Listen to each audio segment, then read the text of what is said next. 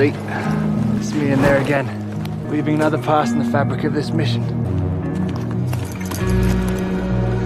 Yeah, pause the movie right there, because that was my same face. Tenet is one of the most confusing movies you will ever watch, but we'd all be lying if we said it wasn't still pretty freaking cool.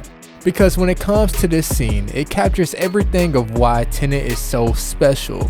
Even if you were lost the whole movie, even if you never understood a single word of the long exposition heavy dialogue exchanges, when it comes to this scene, this single wave of a lanyard, I think it all for a moment made sense.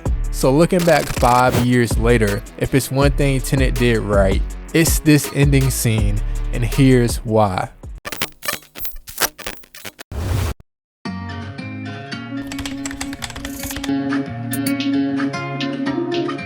Yeah, that's right, I said it. Tenet is pretty freaking cool. I mean, what other movie has literal backwards in time gunfight scenes and backwards explosions that re-explode in the right direction? But it's not just that. Tenet has swag, man. Nah. Tenet has aura, man. And it starts with John David Washington. He plays the heck out of his role. The guy's name in the credits is literally the protagonist. I don't think it gets any more nonchalant than that. I'm the protagonist of this operation. And can you believe people say he doesn't have any character? Like, are we watching the same movie? I think you find out about his character in the more subtle ways. We all believe we'd run into the burning building, but until we feel that heat, we can never know. You do. And if you really needed a guide, that's his story right there. A secret op who left information of his family or past life behind for their safety, but also for the good of the cause for the people. I think this theme in the protagonist's story pops up so much. That loss and longing for attachment, for connection. He constantly finds excuses to care for Kate. Be a time and place you feel threatened. You talk, state your location, hang up. Who gets the message? Posterity. And all along, he's the one who sent Neil in the first place. Yeah, I wasn't lying when I said it was confusing. And can we talk about the cinematography of this movie? Just for 1 sec, because I think it may be the most underrated thing about the entire film. But should we expect anything less from a Christopher Nolan movie? Nah, I think not. It will never not amaze me how Nolan movies always have this big scale feel to them. Like they just need to be on a 50-foot movie screen. Like things are moving backwards and that's already cool. But then you add in these shots with it. These larger than life emotional pulling shots that just pull you right into that world. And that's what Tenet does. Because if nothing else, things are always happening.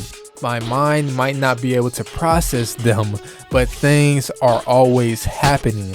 And I'm engaged, my attention is captured.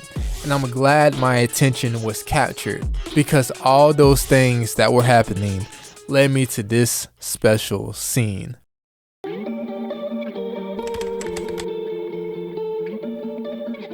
So that scene, that single wave of a red lanyard that I've been yapping about all video. I got one word: sacrifice. This movie is centered around how it's make or break for the world.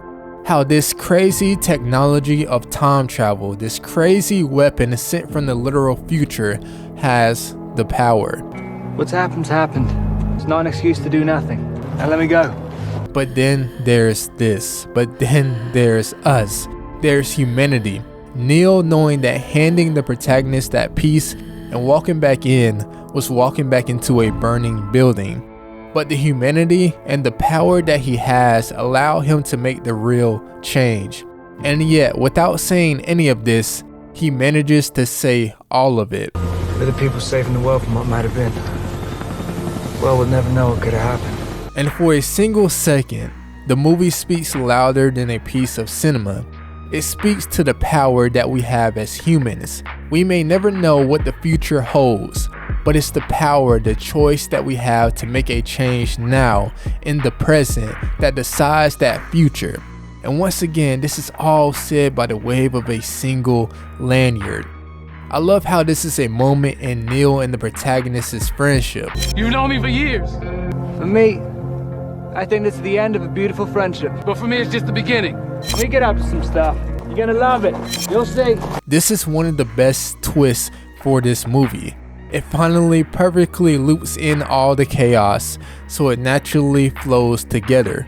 Just when this movie couldn't get any more time travel crazy, it adds in this, making this whole movie an even larger part of the plan. But should I expect anything less from Nolan?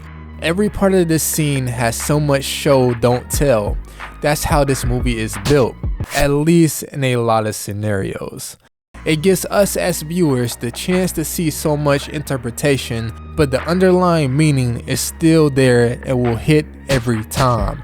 The act of friendship, the act of love, and no matter how you feel about the movie, I think that's something that makes it special. So although this movie is pretty confusing, this is why that ending is perfect.